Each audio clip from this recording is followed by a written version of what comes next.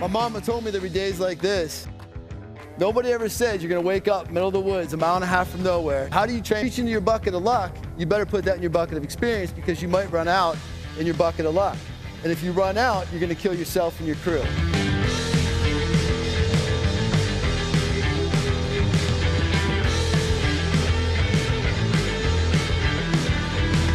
Companies that have good examples of disruptive leadership is the Boeing Corporation. Disruptive leadership is working outside the norm. You have to be tolerant. You have to be tolerant because people will make mistakes. How large of a mistake you let them make is up to you, it's up to the situation. Being right's not always right. I wanted them to know that they had as much input into the airplane because we all hit the water at the same time. I went to the Coast Guard, I flew a 30-year-old jet. They had to rewrite the operational manual after Dave was flying the airplane. I went to the Air Force and I started flying a 60-year-old airplane, the same. They had to rewrite the operational manual after I managed to find something nobody's ever done in it. I knew we were in trouble. I was bracing for impact. I heard them screech, break away, break away, break away.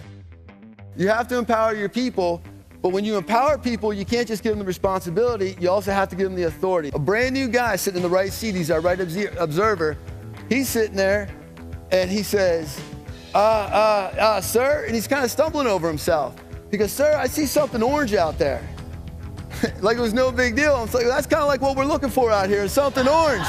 Look and see what your employees need. If you actually respect them for what is going on in their life, they'll work harder for you. Position power versus personal power. Position power is, I'm the captain, I'm in charge, do what I say. Well, what's that gonna get you? BMS, bare minimum service. Personal power, however, is something that I learned that will make your employees want to give you your best. In a survival situation, what is the most important thing that you could possibly have? Positive mental attitude was his answer. Actually got him out of the airplane, my ribs were puncturing through my lungs, and I started dragging. About halfway out, we're over an hour and a half into it, he finally regains consciousness. He said, David, you forgot my shoe.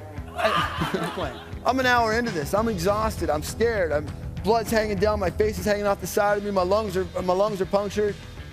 At that point was the clearest point that I ever knew that if I stopped here and took a break because I wanted to, because the adrenaline had started to wear off, I wanted to stop. But I knew if I stopped that Dr. Michael and I would lay there and die in the middle of the woods that night. Positive mental